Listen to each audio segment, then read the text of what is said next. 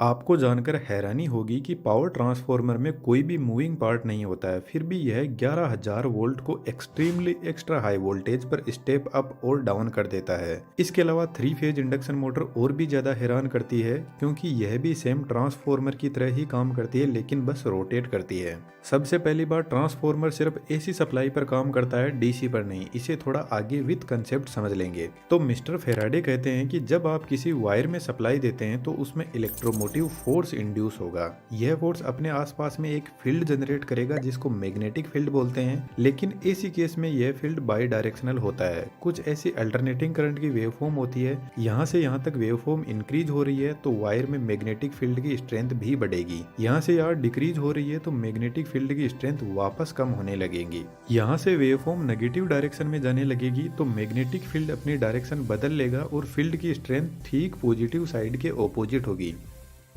यदि कुछ ऐसी कोयल में ऐसी सप्लाई दी जाएगी तो इसमें मैग्नेटिक फील्ड कुछ इस टाइप का होगा जिसमें नॉर्थ और साउथ पोल भी जनरेट होंगे, लेकिन यह पोल बदलते रहेंगे अकॉर्डिंग टू वेवफॉर्म। यदि इसी कंडीशन में डीसी सप्लाई दी जाएगी तो कोयल का मैग्नेटिक फील्ड कांस्टेंट होगा, जिसकी वजह से यह कोयल एक स्ट्रॉन्ग मैग्नेट की तरह काम करेगी। इस कोयल को इंडक्टर भी बोल सकते हैं और डीसी सप्लाई में इंडक्टर शॉर्ट सर्किट हो जाता है, क्योंकि इसमें कोई फ्रीक्वेंसी होती ही नहीं है, इसलिए ट्रांसफार्मर डीसी पर ऑपरेट नहीं करते हैं। यदि पावर ट्रांसफार्मर में डीसी सप्लाई दी गई तो अपने आसपास में इतना स्ट्रॉन्ग मैग्नेटिक फील्ड जनरेट करेगा कि यह सभी चीजों को अपनी तरफ खींच लेगा।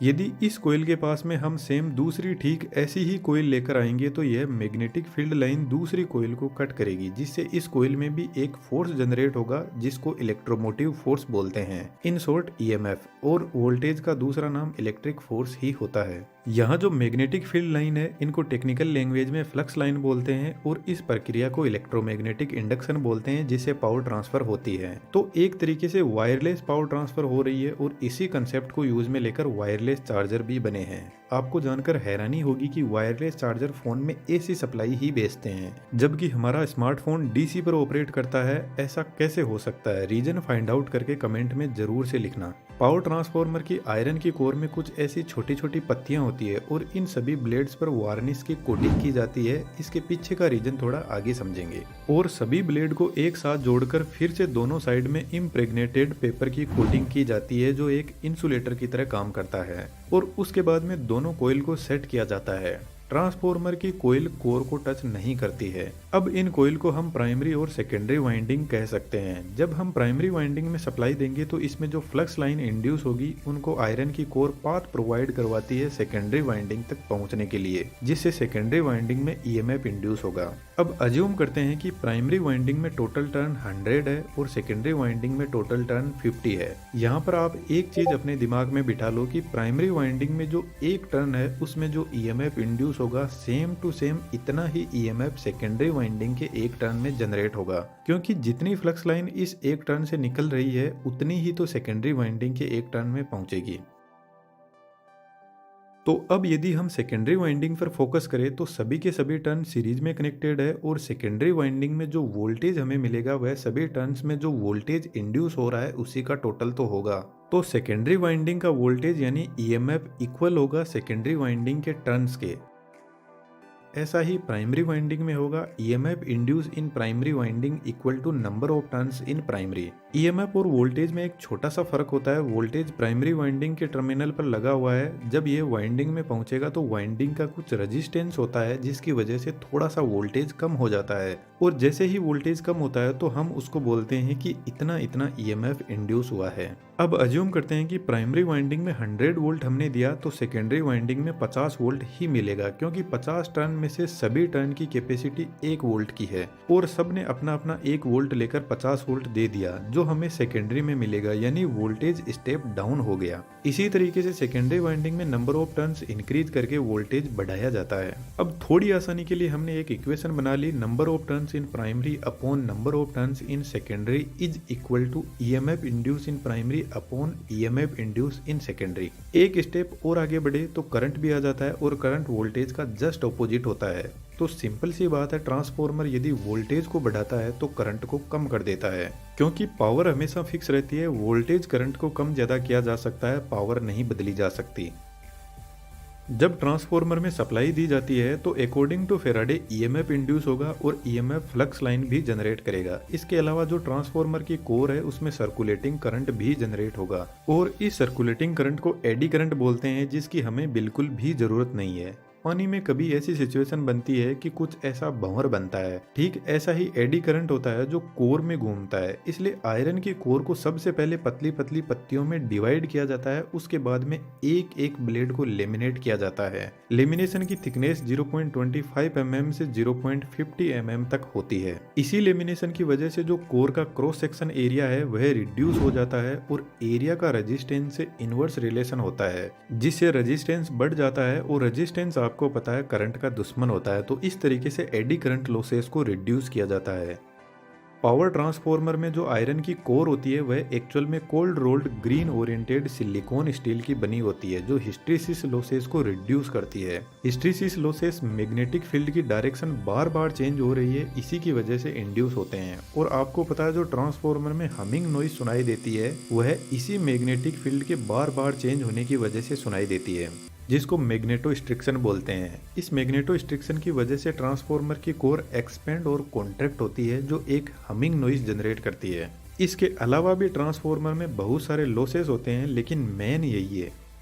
ट्रांसफॉर्मर में ठीक ऐसी ही 3 वाइंडिंग होती है 3 फेज के लिए, लेकिन जब हम प्रैक्टिकल ट्रांसफॉर्मर को देखते हैं तो उसमें आयरन की कोर कुछ ऐसी होती है 3 फेज सिस्टम के लिए, जिसमें सबसे पहले हर फेज के लिए प्राइमरी वाइंडिंग को सेट किया जाता है। यदि स्टेप अप ट्रांसफॉर्मर की बात करें तो प्राइमरी वाइंडिंग में कम टर्न्स होते हैं और वोल्टेज कम और करंट ज्यादा होता है, तो यहाँ पर काफी थिक कॉपर वायर काम में लिए जाते हैं। यह कॉपर वायर कंप्लीटली इंसुलेटेड रहते हैं। प्राइमरी वाइंडिंग के ऊपर सेकेंडरी वाइंडिंग को तैयार किया जाता है। दोनों वाइंडिंग के बीच में कोई भी इलेक्ट्रिकल कनेक्शन नहीं होता है। पावर ट्रांसफर इंडक्शन प्रोसेस के थ्रू ही होती है। वाइंडिंग का कनेक्शन 2 अलग अलग कनेक्शन में किया जाता है। जो हाई वोल्टेज साइड होती है वह स्टार कनेक्शन में कनेक्टेड रहती है। स्टार कनेक्शन में 3 फेज और न्यूट्रल भी मिलता है, इसलिए आपने हाई वोल्टेज लाइन के साथ में हमेशा एक एक्स्ट्रा वायर देखा होगा जो न्यूट्रल का होता है। Low voltage side delta connection में कनेक्टेड रहती है, इसमें सिर्फ 3 फेज होते हैं। दोस्तों कंफ्यूज नहीं होना है, मुझे पता है थोड़ा ज्यादा ही टेक्निकल है, पर टेक्नोलॉजी बहुत कमाल की है। अब यार 3D एनिमेशन की स्किल भी बहुत कमाल की है। आप चाहो तो हमारी 3D कम्युनिटी में आ सकते हो। स्टेप अप ट्रांसफॉर्मर सिर्फ एक ही जगह यूज होता है, पावर प्लांट में, जहां इलेक्ट्रिसिटी जनरेट होती है। वहीं से वोल्टेज को बढ़ा दिया जाता है। उसके बाद में जितने भी ट्रांसफॉर्मर होते हैं वह सभी के सभी स्टेप डाउन होते हैं। और स्टेप डाउन ट्रांसफॉर्मर में हाई वोल्टेज साइड डेल्टा में और लो वोल्टेज साइड स्टार में कनेक्टेड रहती है। दोस्तों आपके लिए एक छोटा सा क्वेश्चन है और इसका रिप्लाई यदि आपने सही से दे दिया तो आपके कमेंट को मैं पिन जरूर से करूंगा। ट्रांसफॉर्मर की एक साइड स्टार में कनेक्टेड रहती है तो दूसरी साइड डेल्टा में कनेक्टेड रहती है। और ऐसा हमेशा ही होता है कि ट्रांसफॉर्मर की एक साइड दूसरी साइड के जस्ट ऑपोजिट कनेक्शन में कनेक्टेड रहती है। रीजन फाइंड आउट करके कमेंट में जरूर से लिखना। ट्रांसफॉर्मर की वाइंडिंग को टैंक में रखा जाता है और टैंक में ऑयल भरा रहता है। ट्रांसफॉर्मर में मिनरल ऑयल और सिंथेटिक ऑयल यूज होता है, जो एक पेट्रोलियम प्रोडक्ट ही है। इस ऑयल के 2 पर्पज है। यह ट्रांसफॉर्मर में कूलिंग भी करता है और इंसुलेशन भी प्रोवाइड करवाता है। इतना सब होने के बाद ट्रांसफॉर्मर को पैक कर दिया जाता है। ट्रांसफॉर्मर की वाइंडिंग बॉडी से टच नहीं हो जाए इसलिए हाई वोल्टेज और लो वोल्टेज साइड के लिए बूसिंग लगी रहती है, जो एक इंसुलेटर ही है। यह बूसिंग पोर्सलेन की बनी होती है। पावर ट्रांसफॉर्मर के साइड में बड़े बड़े रेडिएटर लगे रहते हैं, जिनके अंदर कुछ ऐसी पतली पतली प्लेट होती है और बीच में से एयर फ्लो होने के लिए जगह होती है। जब ट्रांसफॉर्मर फुल लोड पर होता है तो वाइंडिंग काफी गर्म होने लगती है और वाइंडिंग के कांटेक्ट में आकर ऑयल भी गर्म होने लग जाएगा और ऑयल गर्म होकर ऊपर उठने लगेगा और रेडिएटर से होकर फ्लो होने लगेगा। रेडिएटर बेसिकली जो ऑयल का सरफेस एरिया है उसको इंक्रीज कर देता है और जब ऑयल गर्म रेडिएटर से फ्लो होगा तो नेचुरल एयर इस गर्मी को लेकर आगे निकल जाएगी। पावर ट्रांसफॉर्मर में कूलिंग के लिए रेडिएटर पर बड़े बड़े फैन भी लगे रहते हैं, जो ऑटोमेटिकली ऑपरेट करने लग जाते हैं जब ट्रांसफॉर्मर ज्यादा गर्म होता है। तो जब ट्रांसफॉर्मर अपने रेटेड टेम्परेचर से 10 डिग्री सेंटीग्रेड भी ऊपर चला जाता है तो इंसुलेशन की लाइफ हाफ हो जाती है। ट्रांसफॉर्मर के ऊपर एक बड़ा और टैंक लगा रहता है जिसको कंजर्वेटर बोलते हैं। इसमें ट्रांसफॉर्मर के लिए एक्सेस ऑयल भरा रहता है। यह टैंक ऑयल से आधा ही भरा रहता है, क्योंकि जब ट्रांसफॉर्मर फुल लोड पर होता है तो ऑयल गर्म होकर एक्सपेंड करने लगेगा। तो ऐसी कंडीशन में ट्रांसफॉर्मर कहीं फट ना जाए इसलिए ऑयल एक्सपेंड होकर कंजर्वेटर में चला जाता है। कंजर्वेटर से एक डिवाइस और कनेक्टेड रहती है जिसको ब्रीदर बोलते हैं। तो ऑयल एक्सपेंशन की वजह से गैस बाहर निकलेगी, उसको ब्रीदर से एनवायरनमेंट में छोड़ दिया जाता है, लेकिन ब्रीदर का काम कुछ और ही होता है। जब ट्रांसफॉर्मर का तेल ठंडा होगा तो वापस कॉन्ट्रैक्ट होने लगेगा और ट्रांसफॉर्मर बाहर से हवा को अंदर खींचेगा। इस कंडीशन में एनवायरनमेंट के अंदर एयर में बहुत ज्यादा मॉइस्चर कंटेंट होता है और यह मॉइस्चर ट्रांसफॉर्मर के ऑयल में चली गई तो वाइंडिंग डैमेज हो जाएगी। इसलिए ब्रीदर में सिलिका जेल भरा रहता है जो मॉइस्चर कंटेंट को एब्जॉर्ब कर लेता है।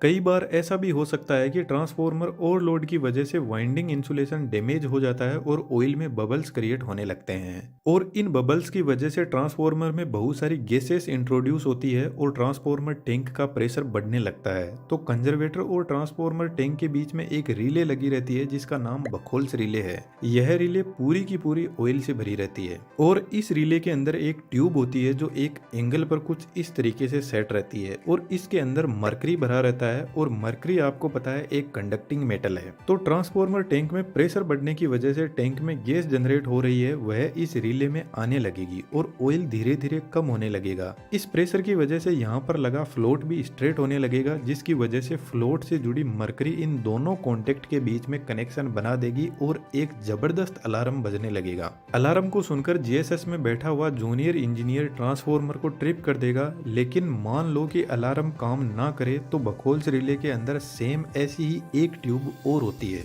तो जब सीवियर फॉल्ट होता है तो गैसियस प्रेशर बढ़ने की वजह से ऑयल और नीचे आने लगेगा और यह स्विच भी एक्टिवेट हो जाएगा ठीक ऊपर वाले जैसे ही। इस स्विच का काम है ट्रांसफॉर्मर के पास लगे सर्किट ब्रेकर को सिग्नल भेजना, जिससे सर्किट ब्रेकर ही ट्रांसफॉर्मर को ट्रिप कर देगा। एक वर्स्ट सिचुएशन और लेकर चलते हैं, मानकर चलते हैं कि सर्किट ब्रेकर भी ऑपरेट नहीं हुआ और टैंक के अंदर जबरदस्त ऑयल का प्रेशर क्रिएट हो गया। यदि यह टैंक फट गया तो ऑयल काफी गर्म है और काफी दूर में फैल जाएगा, जिसकी वजह से फायर को बुझाना बहुत मुश्किल हो जाता है, क्योंकि यह ऑयल एक पेट्रोलियम प्रोडक्ट ही है और एक 400 केवीए ट्रांसफॉर्मर में 450 लीटर ऑयल भरा रहता है। तो टैंक के ऊपर एक एक्सप्लोजिव वेंट लगा रहता है, जिससे ऑयल जिस तरीके से हमारे घर में कुकर ऑपरेट होता है ठीक उसी तरीके से यह ऑपरेट होगा और हाई प्रेशर को बाहर रिलीज कर देगा। लेकिन जो पावर ट्रांसफॉर्मर होता है उसमें एक एक्स्ट्रा फीचर और होता है, ट्रांसफॉर्मर के पास में ही जमीन के अंदर टैंक बनाए जाते हैं। तो ऐसी कंडीशन में ऑयल ट्रांसफॉर्मर टैंक से इन्हीं टैंक के अंदर चला जाएगा और ट्रांसफॉर्मर ट्रिप हो जाएगा।